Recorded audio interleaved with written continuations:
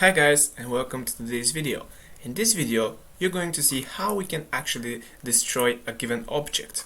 Okay, and it's actually pretty simple. So this video is going to be rather short, but basically what we want to achieve in this video is when I run this game, you see what happens.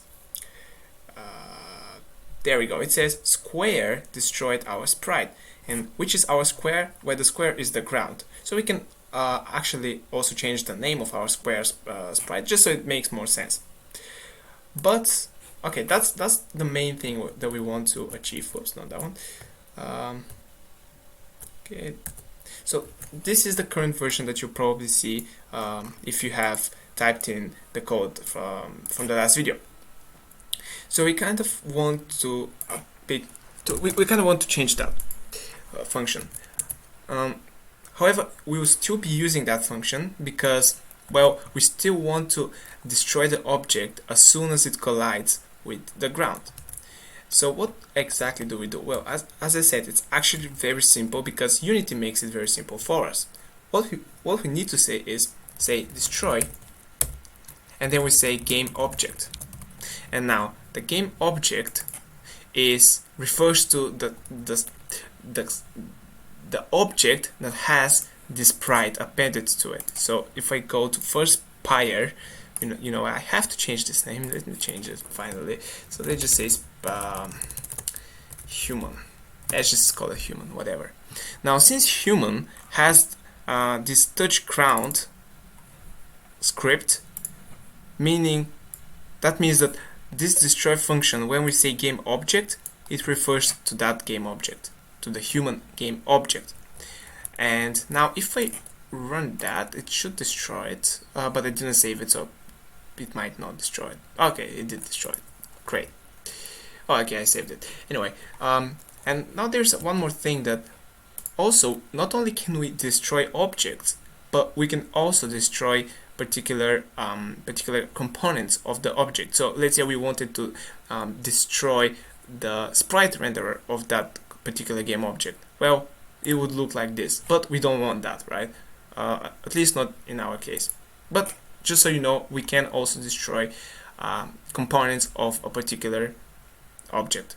Now the next thing would be, well, the last time we covered this method, but I'm not sure if I went into detail what this collision is. Well, basically this collision variable refers to the object that collides with, for example, in this case, human. Well, what collides with human? Well, the square, the ground, will collide with the human. So when we say collision, when it collides, well, we basically refer to the object that collides with our human. So what we could say is, basically if I say, well, let's debug it first, let's debug log it. Let's say collision name, and then we can throw something like collisions name, just so it's more clear. Collisions name, there we go. Now oh yeah, so here we are missing game object.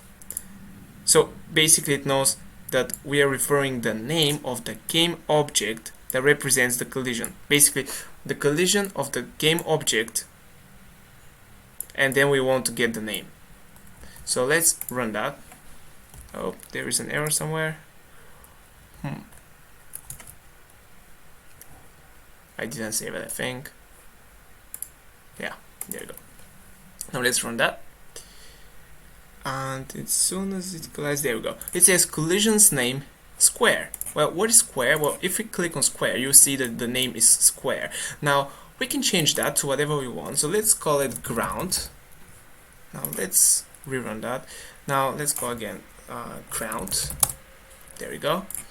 So now if I rerun that, instead of square, it should say ground. There we go. We're getting ground. There we go. So we are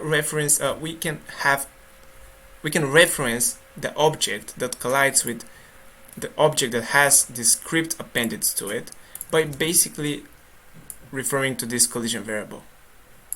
Okay, and then, well, in our implementation that I showed you in the beginning of the video, was when I run that and when the human basically touches the ground, I want to say which object basically destroyed the human. And which object really destroyed the human? Well, it was the ground. So what we really need to say is, well, we don't want the gravity for now. We don't want to display it anymore. So we can say collision game. Oh, oops, not capital. We can say collision game object name. So this basically gives us the name. So collision game object name. Then we also want to say destroyed our human. There we go. So now basically this is one whole text. Well, we could also make a variable here which would say I don't know, just helper text, and then we can just copy that, cut it actually, paste it there, and then we can say the text of text1, which was this text mesh pro object. So we're changing the text of it, and we're saying text1, change the text of it to helper text. Now it looks a bit more clear. Let's not forget the semicolon, save that, and hopefully it should give us the desired result. So when we run that, it will say ground destroyed our human. So again, if I change this to be something like destroying grounds, whatever, I just call it destroying grounds. Well, not grounds, but ground. Run that, and it will say destroying ground destroyed our human. Great. So again, this collision refers to the object that collides with the game object that has this whole script appended to it. Okay, so again, this game object refers to the game object that has this script appended to it. Collision refers to the game object that collides with our game object that has the script appended to it, and we can reference both objects. If we want to reference the current object that has the script, we reference it by saying game object. If we want to get the game object that collides with our game object that has the script, we are saying collision.gameObject. Okay, hopefully that makes sense. It was a bit mouthful, but there we go. So yeah, thank you guys for watching, and see you on the next video.